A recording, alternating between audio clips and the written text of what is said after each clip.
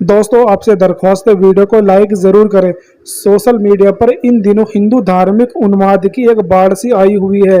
गर्व से कहो कि हम हिंदू हैं और भारत एक हिंदू राष्ट्र है या फिर भारत हिंदू राष्ट्र होने वाला है जैसे स्लोगन आपको अनेक जगह पर लिखने को मिलेंगे और पढ़ने को मिलेंगे दीवारों पर।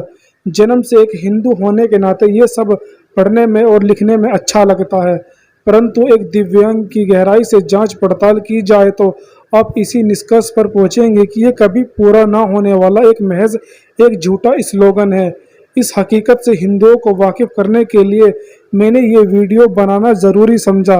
भारत को आज़ाद कराने में महत्वपूर्ण भूमिका निभाने वाले अमर शहीद गणेश शंकर विद्यार्थी भारत को हिंदू राष्ट्र बनाने के विषय पर आज़ादी से पहले दिए गए अत्यंत विचारों से वर्तमान परिस्थितियों में एकदम सटीक बैठते हुए दिखाई दे रहे हैं।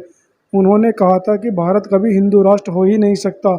लोग हिंदुस्तान के अंदर हिंदू राष्ट्र कहते हुए चिल्लाते हैं, लेकिन लोगों को राष्ट्र शब्द का अर्थ ही नहीं पता। भविष्य करता नहीं हूँ, पर हमारी आस्था कहती है कि अब हिंदुस्तान में हिंदू राष्ट्र नहीं हो सकता, क्योंकि राष्ट्र का होना उसी समय संभव है जब देश का शासन देश वालों के हाथ में हो। कितना कड़वा सत्य क्रांतिकारी गणेश शंकर विद्यार्थी जी ने बयान किया था। आज भारत स्वतंत्र है किंतु हिंदू राष्ट्र नहीं हो सकता, क्योंकि भारत में केवल हिंदू ही नहीं रहते, अन्य धर्मों के लोग भी रहा करते हैं। कई लोग तर्क देते हैं कि भारत में लगभग 80% हिंदू हैं, फिर भी ये हिंदू राष्ट्र क्यों नहीं हो सकता।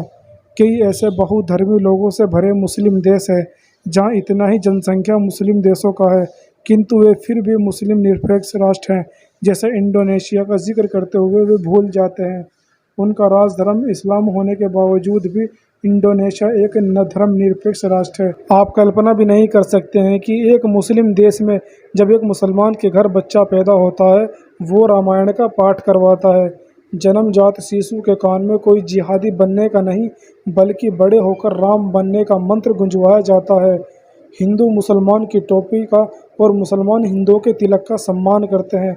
वहाँ इन सब चीज़ों को लेकर कोई बहस, कोई मुद्दा, किसी भी तरह का मनमुटाव नहीं होता, लेकिन हिंदुस्तान के अंदर धर्म के ऊपर जंग छिड़ा हुआ है। यही नहीं, उनकी मुद्रा पर भगवान श्री गणेश का चित्र अंकित नजर आता है। मंदिरों को जहाँ पर मुस्लिम समाज के द्वारा पूजा जाता है और भगवान राम के बारे में जहाँ मदरसों में बच्चों को पढ़ाया जाता है। चूँकि इंडोनेशिया में ये सब होता है, इसलिए वहाँ अमन चैन शांति कायम है। वहाँ के मुस्लिम साफ कहते हैं कि अरब के मुस्लिम देशों से हमारा कोई लेना देना नहीं है। हमारे पूर्वज हिंदू थे, ये सत्य है, हम भूल नहीं सकते। ऐसे मुस्लिम देशों को हमारा नमन है।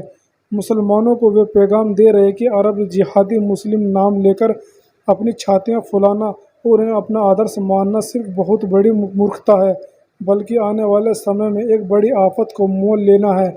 सभी मुस्लिम देशों में सबसे ज़्यादा मुस्लिम आबादी वाले देश इंडोनेशिया से पूरी दुनिया के मुल्कों को ये सबक लेना है कि धार्मिक विभिन्नता वाले इन देशों से इतनी अमन और शांति क्यों है। वहाँ पर कोई दंगा फसाद अभी तक क्यों नहीं होते और ना ही कोई जिहाद होता। इसका एक ही कारण है कि वहाँ पर प्राचीनता, संस्कृति और वहाँ पे सभ्यता है। हिंदुस्तान रूपी घर को धर्मनिरपेक्ष राष्ट्र इंडोनेशिया से प्रेरणा लेनी चाहिए। हिंदुस्तान से यह अनुरोध करूंगा कि भारत को हिंदू राष्ट्र बनाने की चर्चा बंद करें। वे इस चर्चा से समझे कि दुनिया के 56 मुल्कों का राजधर्म यदि इस्लाम है तो उनका एकमात्र कारण है कि मुसलमान भाइयों का एकजुट होना, जो हिंदुओं में नहीं है। हिंदू राष्ट्र जैसे विवादित विषय पर अर्थव्यवस्था की ऊर्जा बर्बाद करने के बजाय उसे हिंदुओं को संगठित करने में लगाए। हिंदू धर्म में निहित जात पात भेदभाव वाली सबसे बड़ी बीमारी को ख़त्म किया जाए।